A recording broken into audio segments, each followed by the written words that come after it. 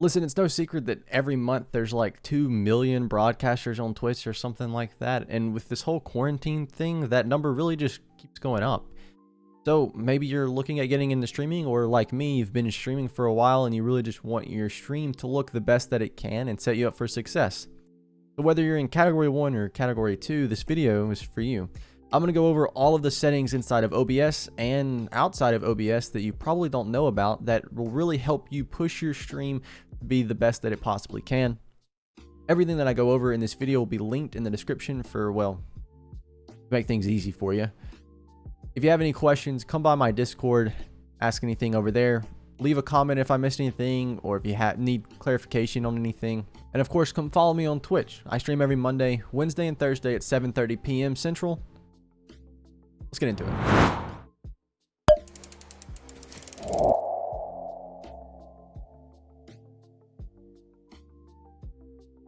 Okay, so the first thing you need to do is pick out which piece of software you actually want to use to stream to Twitch or YouTube or whatever platform you're looking at. There's a couple of different options for this. OBS, XSplit, Streamlabs OBS. There's a whole suite of different things that you can use. In this video, I'm going to go over how to use OBS Studio because that's what I use and what I think is probably the best for new users to use. So just head over to the link in the description and click on whichever one of these you need for your operating system. Now, before we actually launch OBS Studio, there is one other thing we need to do. Right click on the desktop shortcut that you created through the installer, go to Properties, click on Compatibility, and check Run this program as an administrator. Hit Apply and OK. What this does is tell your computer anytime you launch OBS Studio, you want it to be run with administrative privileges, which essentially gives it a higher priority above other tasks, always putting your stream over anything else running on your computer. After that, you can open OBS Studio and you should be greeted with a scene that looks something like this. Before we actually touch any of the settings inside of OBS though, there's another important step I want to go over with you all that I think a lot of people overlook. If you follow the second link in the description, you'll get to this page here, which is a tool that I like to use to test my bandwidth to different ingest servers for Twitch. If you are streaming to YouTube, you can skip over this step because there's not an alternative for YouTube. But if you are streaming to Twitch, I highly suggest you download this tool and you use it. If you scroll down, you can click on the download button here, unzip that, and store it somewhere that's easy for you to get to. I like to leave mine here on my desktop, and if I just run this, you'll be greeted with something that looks like this.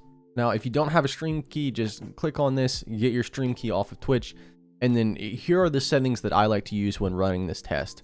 I like to leave this at automatic, and for test duration, short is okay if you have already done this before and you really just want to double check your bandwidth to a server like right before you go live. But if you're doing this for the first time, I really suggest doing it for 60 seconds. But if you don't have time to do it for 60 seconds, do it for at least 30 seconds. If you want, you can only do the region that you're in, like North America for me, but I like to go ahead and just do all of them because you never know if you might need to, if you have some problems, you might need to swap servers, and it's good to just have an idea of which ones actually give you the most bandwidth, even if they're not in your region. So after you select all the ones you want to test, all you need to do is hit start, let it run its course. Okay, so when your test finishes, you'll see something like this. Obviously, if you've done more servers than I have for demonstration purposes, you'll have a longer list to go through. But just to go over and show you how to actually read the results here, these are the actual ingest server names that you can select inside of OBS. This is how much bandwidth you have to that server. This is the return time for establishing your connection to that server. So lower is better, higher is worse. Servers that are farther away from you will have a longer time, and servers that are closer to you will have a lower time, generally speaking. The quality is the metric that you really need to pay the most attention to because it tells you how stable of a connection you have to that actual ingest server. So quality is measured out of 100, with 0 being completely unstable and 100 being the most stable you could ask for. Anything above 80 is recommended, but if you do not have a server with a quality of 80, just choose whichever server has the highest quality, the most bandwidth, and then the lowest return time in that order.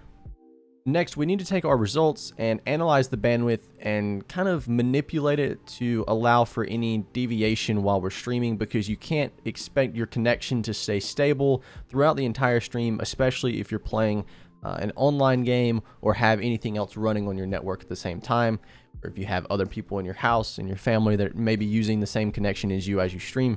As a general rule of thumb, what you want to do is take whatever you have here and you want to let your stream use roughly 80 to 85%. So say that we want to use this Atlanta, Georgia server, right?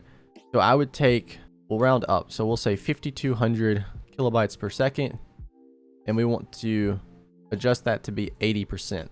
So that means that I could use roughly 4,160 kilobits a second for my stream. Now, when you get down to it, really you only want to use jumps of around 500. So 4,000, 4,500, 5,000, and so on. Important to note, Twitch only allows you to use 6,000 kilobits per second max right now. So there's no need to set your bitrate at anything over that. And the higher your bitrate is, the more trouble some of your viewers could have to actually watch your stream. So now that we have our bandwidth test done and we know how much bandwidth we can actually use for our stream, it's time to head into OBS and actually set up our settings. So come down here, hit the settings button. You'll get to this window here. Inside of general, there's not a whole lot you need to change. You can kind of look at my settings here if you want to. I think most of these are default though. Where we first want to pay attention is inside of stream. So choose the service, whichever one you want to go and stream to. Then from your bandwidth test, choose the same server. So if we wanted to use the Atlanta, Georgia server, I would just come here. I would choose Atlanta, Georgia. You'll have a button here that says connect your Twitch account.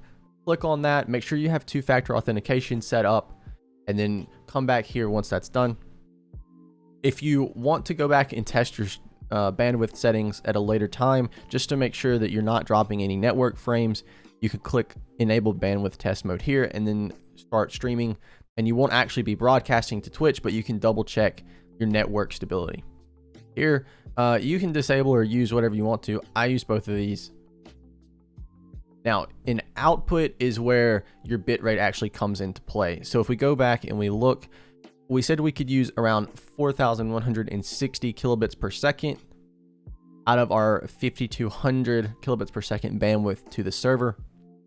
I'm going to go ahead and round that down just a little bit more to 4,000. So you can do this on your own based on what your results were. If you had closer to 5,000, use that. Closer to 6,000, use that. If it's closer to 2,500, use that. Just make sure that you have it rounded to the nearest 500 mark. For encoding settings, if you have a NVIDIA card that has the NVENC encoder or the new RTX Turing encoder, I highly suggest that you use NVENC. If you have an AMD card, you can use whatever AMD's alternative for NVENC is. And if you have a second PC or a really nice CPU, feel free to use X264. For this video, I'm going to go over how to use NVENC because I think that's the more popular option. When you get to this step, you can go ahead and head into the description and click on the third link, and this will give you a really detailed guide on how to set up these settings, more than what I'm going to go over in this video, but feel free to read this. It gives you a lot of charts and breakdowns about what to use. So for us, in this demonstration, we're using a bandwidth of 4,000 kilobits per second, which is 4 megabits per second. So we'll say this is the closest one here because we're not using a bitrate of 5,000. So we're closer to 3,500. So we'll use this as a guide. That means that we can stream at 1280 by 720 at 30 frames per second, or you might could squeeze out to 60 frames per second. This will really just depend on your hardware. If you scroll down a little bit more, you can see they have some recommended settings that talk about 1080p, how to set your video stuff. So feel free to read through this if you would like a further explanation than what I go over in this video. So back inside of OBS, we're going to use the NVENC encoder. Your audio bitrate, I leave mine at 160. I don't know that it makes that big of a difference, but you can play around with that if you want to. For recording, if you're going to be doing any recording, just set your path to wherever you'd like to store those. You want the highest quality possible. Set this to be the high quality medium file size option. Recording format, I suggest using MKV or FLV because they're lossless formats, and instead of using MP4 or MOV. This adds an extra step of having to remix your recordings before you can actually upload them or use them or edit them. But this helps a lot for if your OBS crashes or if your recording crashes while you're trying to record gameplay. If you're not using a lossless file, the whole thing will be corrupted. Whereas if you're using something like MKV, if it crashes, you'll still have all of the footage up until that point. Use the same encoder as you're using up here and then hit apply. Inside of audio, you can leave your sample rate the same channels, make sure that's set to stereo. And then for desktop audio, you'll just choose whichever audio device you use to listen to your computer. For mic, make sure that you choose whichever one is your microphone. For me, it would be Focusrite Solo. Inside of video is where you're going to set the actual video resolution of your live stream. So I have a 1080p monitor, which is what the base canvas resolution is. So if you have a 1440p monitor, set this to 1440p. A 4K monitor, set it to 4K. If you only have a 720p monitor, set that to 720p. The output resolution is what video resolution you actually want to broadcast your stream at. So I want mine to be 720p, so I'll downscale from 1080 to 720p. There's a whole lot of other options in here. 480p is here. If you don't have a good connection, you might want to look at that. You can also type in custom resolutions here if you want to. So if I wanted to, I could say that I wanted to stream at 1600 by 900, and that would be 900p. So it'd be in between 1080p and 720p. It's important that whatever you do, you match the aspect ratio from your base resolution to your output resolution. So don't have, if one's 16 by 9, don't have one that's 4 by 3 or something like that, 16 by 10. Make sure that they match over here. Next, you need to set your downscale filter. Again, refer to the OBS NVENC guide if you want to. They recommend using the 36 sample option. I leave mine on bilinear because I use 60 FPS instead of 30 FPS. But again, this will really depend on your hardware more than your internet. But just know that if you are pushing 60 FPS over 30 FPS, that's twice as much data per second. So you do need a more stable connection. So if you are having problems, I recommend dropping this down to 30. Hotkeys is where you can set keyboard shortcuts to access any of your OBS scenes or sources. Mute your mic, mute an audio source, anything like that. Inside of advanced, you don't really need to change much here unless you want to change the OBS recording. I think by default it has like a date in here. And then after all that, you can hit OK or apply and OK. All right, so there you have it. Now your stream is optimized for both your hardware and your network. So you should be set up for success, and you should have the best possible looking stream that you can have. If you have any questions, or if I missed something, if you need clarification on anything, please don't hesitate to come by the Discord. We have a whole channel dedicated to getting technical help over there. You could also leave a comment and I'll get back to you. And of course, if you enjoyed the video, please leave it a like. It helps me a lot. Subscribe for more. And again, come follow me on Twitch. I stream every Monday, Wednesday, and Thursday. Links to everything are in the description.